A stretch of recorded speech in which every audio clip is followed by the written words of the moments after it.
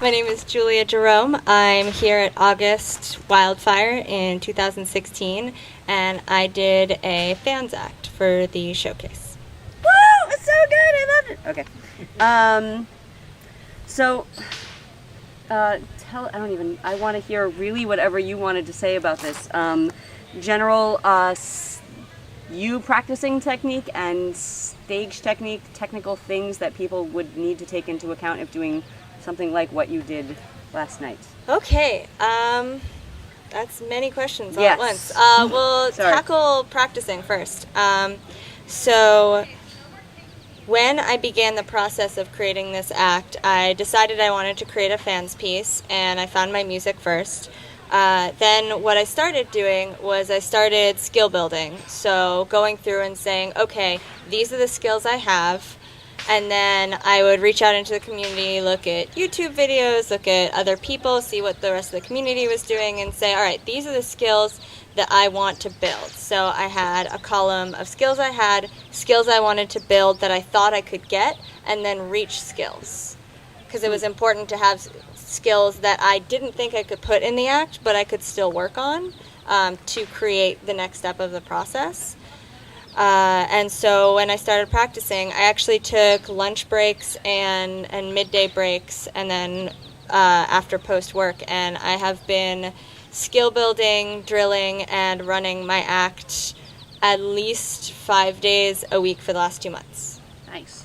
And hopefully that was demonstrated in a lot of the musicality and a lot of the ways that certain tricks were choreographed very specifically with the music, because I felt like the music really demanded that level of attention. What was your next question? The overall stage, I mean, you had the large rope that was set on fire. Tell us what was involved in dealing with that at whatever angle you think would be useful for other people.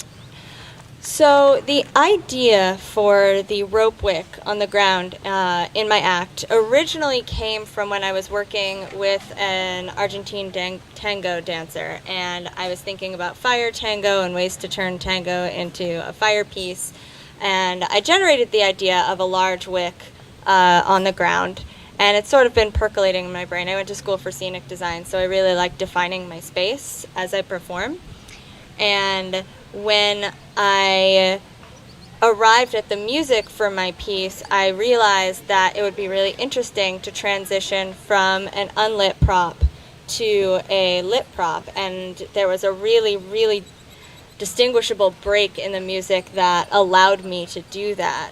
And it just sort of, the ideas collided in obviously I'm going to set the entire stage on fire, and that's going to light my prop for me.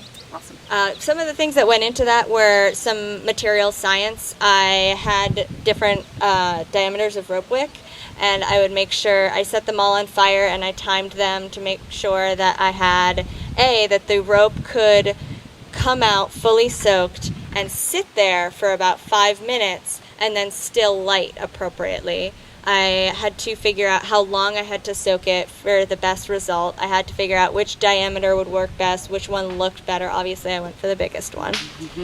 And how many feet I would need to create the kind of perimeter that I needed to perform in.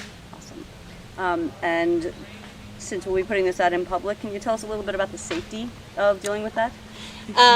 When I first decided I was going to do this, I had to keep in mind what the surface I would be performing on was, and because it is largely rock and gravel, I felt pretty okay with that. That being said, before we did the first lit run through, I had a moment with the safeties to talk to them, to address some of the concerns that I had going into this about the things that could potentially go wrong.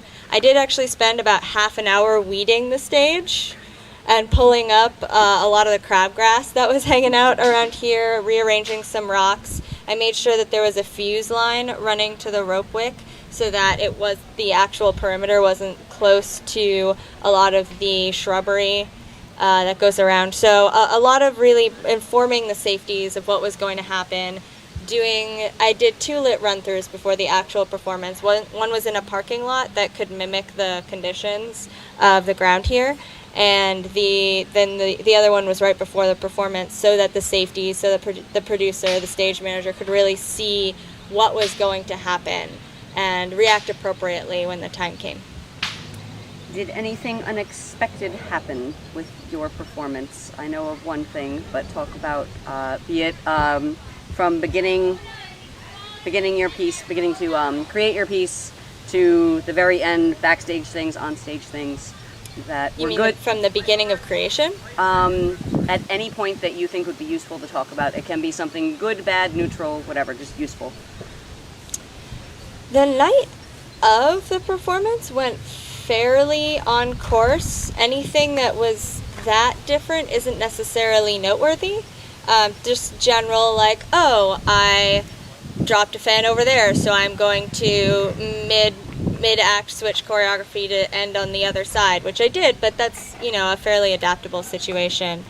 I think some unexpected things that happened for me is that I didn't decide on the narrative before I started working on the piece. I knew the prop I wanted to do, I found the music, and then I was actually sitting at the kitchen table one morning, and it was bothering me because I had this piece, I was building this piece, and I didn't know what I was trying to say. And the lyrics of the song, there are very few lyrics, but the lyrics are, I feel it running through my veins, and I need the fire just to know that I'm awake until we go down. So I just sat there, running over those words, trying to figure out what they really meant to me.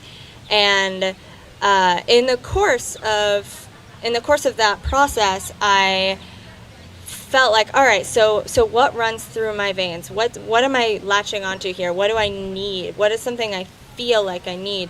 And for me, the answer I came up with was anger. So the piece was actually really about my journey through my way of processing anger. And, for me, when I feel anger in that moment, it feels like it's coursing through my veins. And at some points in life, I have felt like I have latched onto that feeling, and that's what's kept me feeling alive and feeling motivated, because anger is an exceptionally motivating emotion. It can stave off sadness and fear. It's a very motivational response. So the piece isn't entirely negative. It also talks about the power of that sensation. And so I wanted to talk about feeling the stimulus for the anger, and then trying to contain it. And then the midsection is literally, fuck it, I'm setting this on fire. And that's the absolute release of that emotion and that intentionality. And, being a little bit wild and crazy and out of control with it, but also like capturing it and feeling that energy and just releasing it. And then ultimately at the end, the end I didn't choreograph until a week ago, because I had no idea where I was supposed to go. I was like, well, now I'm going to release all this stuff. How do I actually wrap up this narrative? And I was waking up one morning and I realized that what I needed was to talk about the fact that in the end, if you harness that kind of energy for too long, then you start to self-destruct. And it starts to eat you, and it starts to hurt you. So in the end was, the fans, the source, the fire, the anger became too hot, and I couldn't handle it anymore, and I literally couldn't touch it. And at the end, all I was left with was myself. And none of that happened at the beginning. Like, none of that. I didn't go into this piece being like, I'm going to write a really, intense piece about anger. No, it's something that was generated out of the skill building that I was doing and the song that I was using and a lot of my own emotional processing. And it was very surprising to feel that kind of narrative percolating to the surface. Felt very vulnerable. Cool. Well, thank you for sharing it with us.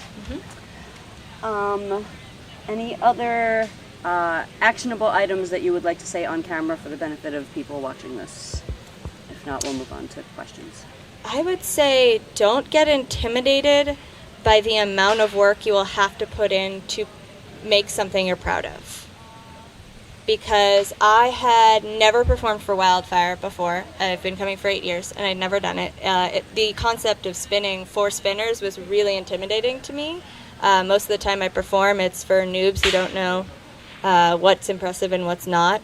So I knew the amount of work that it would take for me to make something and perform it for people and really be proud of the product.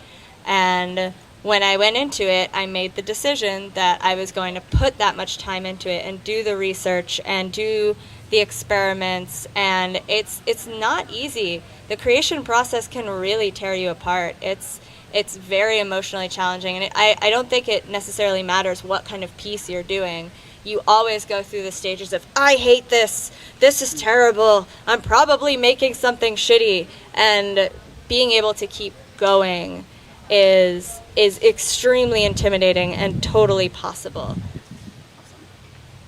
Excellent. Questions?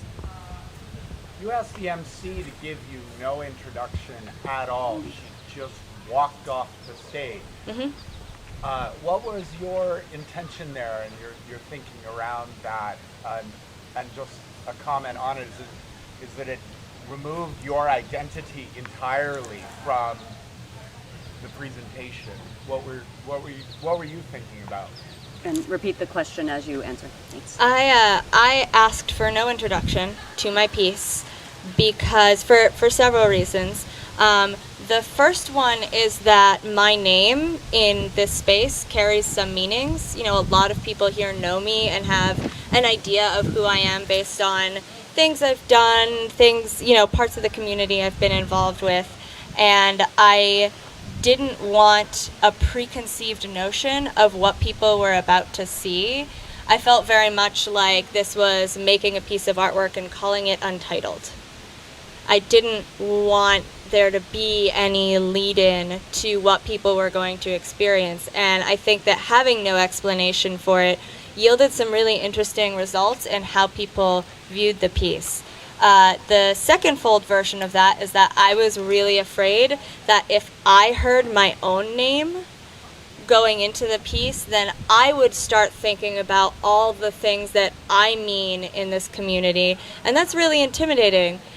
Sometimes, you know, I like anyone suffer from imposter syndrome, absolutely, and so I didn't want to get caught up in my own feelings surrounding who I am and who I am within a community. I wanted very much to be a blank slate in that moment and to separate the identity that I have within the community from the piece that I was going to portray, from the character that I was building. Anybody else? Did you have your hand up, Larry? No? Awesome. Okay. Is there any place where people can go to find out more about you or resources that you think would be useful for people? Preferably online or books or whatever. I do have a website, but the website is definitely to promote me as a professional circus artist. It is juliajerome.com. Not too difficult. The resources that I would say, if you're looking to create a piece akin to the one that I did, I would strongly suggest doing formalized dance training. I would strongly suggest doing physical theater workshops and workshops that deal with how to portray emotions. I think that some of my training in some of my circus training really allowed me to act, not only perform those emotions, but access them at all. So I would seek a lot of professional help and focus on the things that are not necessarily the techniques of spinning. They're sort of the forgotten realm of expression within the spinning community, is the dance and the physical theater and the you have to sit in a room full of people and cry a few times. You really do. It's theater exercises. If you go to school for theater, you've definitely sat in a room and cried with a bunch of people before. And some of that ability to access those darker places of yourself are going to be necessary if you expect anyone to want to see that from you. Awesome. Okay. Thank you, Julia.